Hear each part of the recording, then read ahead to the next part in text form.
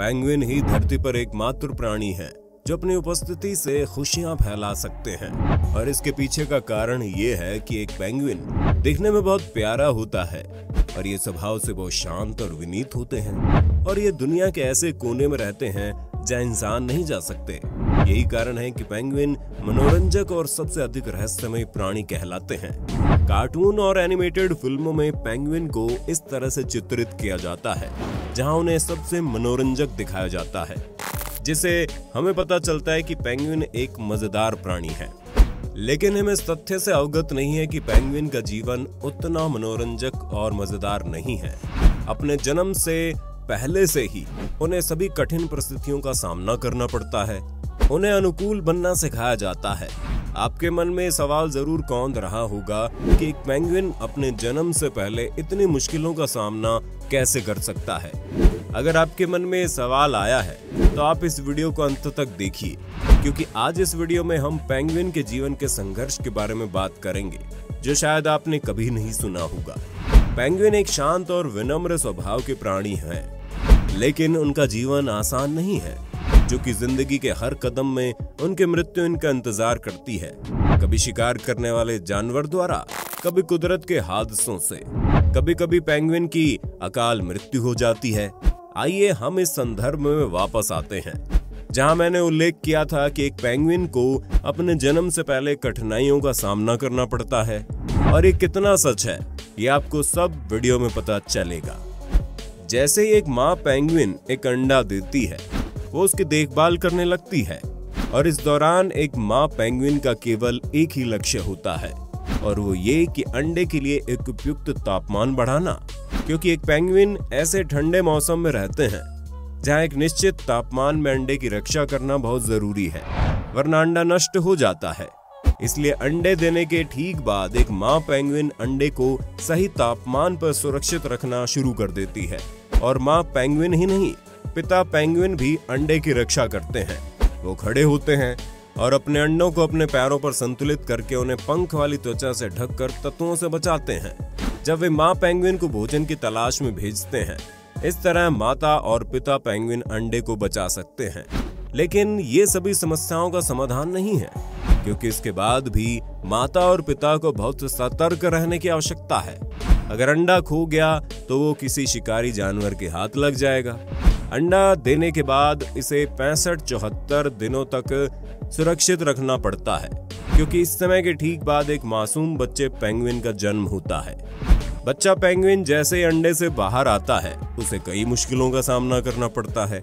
Skua पक्षी एकमात्र भोजन है बेबी पेंगुइन। यही कारण है कि ये पक्षी हमेशा पेंगुइन के बच्चे को शिकार करने के तरीके ढूंढता है। जब भी कोई स्कुआ पक्षी अपनी पहुंच में एक बच्चा पेंगुइन पाता है तो वो उन पर आक्रमण करता है।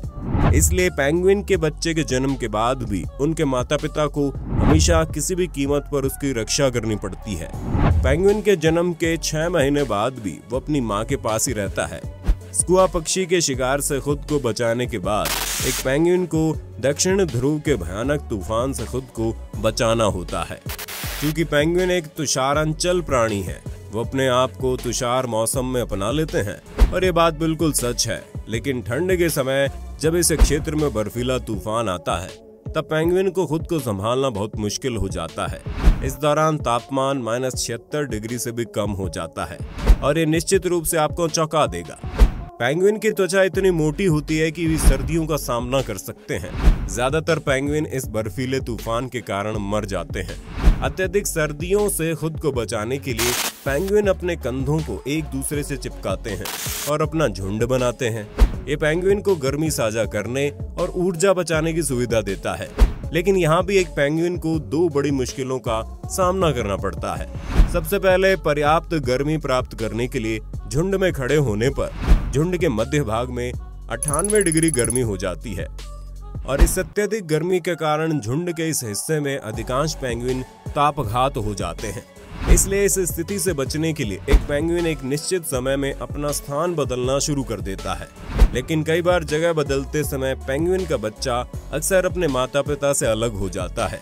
लेकिन इस भीड़ से अगर कोई बच्चा पेंगुइन एक बार के लिए खो जाए तो उसकी मौत निश्चित है। अब आप स्पष्ट रूप से समझ सकते हैं कि पेंगुइन का जीवन कितना कठिन और उथल पुथल से भरा होता है। लेकिन सबसे अधिक कठिनाई एक पेंगुइन के बच्चे की होती है जब वो अपने माता पिता से अलग हो जाता है, क्योंकि जन्म के 6 महीने बाद भी पेंगुइन अपने माता के अंचल में रहता है, जिससे उनसे अलग होने के बाद बच्चे पेंगुइन का जीवन खतरे में हो जाता है।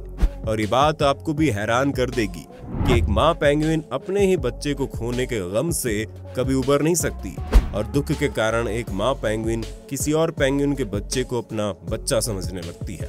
और कभी कभी ये भी देखा जाता है कि एक माँ पेंगुइन किसी अन्य पेंगुइन के बच्चे को जबरदस्ती ले आती है और उनकी देखभाल और पोषण करती है। जब एक बच्चा पेंगुइन बड़ा होने लगता है तो वो अपने परिवेश के बारे में बहुत जिज्ञासु हो जाता है, और अपने जिज्ञासु स्वभाव के कारण वे अक्सर पेंगुइन के किसी अन्य समूह में चला जाता है।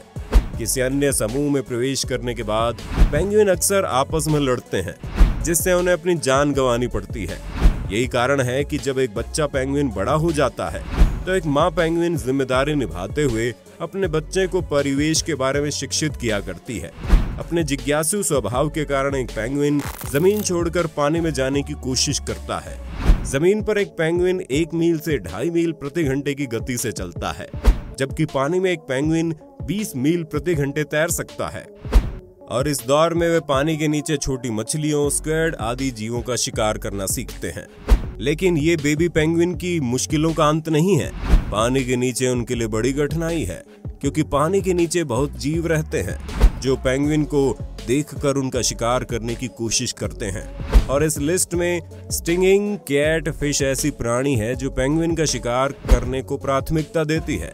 स्टिंगिंग कैट फिश के नुकीले दांत आसानी से एक पेंगुइन को घायल कर सकते हैं, लेकिन कभी कभी भाग्यवश पेंगुइन ऐसे फिश के नुकीले दांतों से घायल होने के बाद भी सफलतापूर्वक जमीन पर लौट आते हैं। और इस सूची में एक और प्राणी है, वो है समुद्री शेर। समुद्री शेर पानी में रहते हुए ही पेंगुइन पर हमला करता है, लेकिन कभी कभी एक समुद्री शेर पानी से बाहर कूद जाता है और पेंगुइन को मारने की कोशिश करता है। लेकिन जमीन पर एक समुद्री शेर की धीमी गति के कारण वो अक्सर जमीन पर शिकार करने में असफल रह जाते हैं।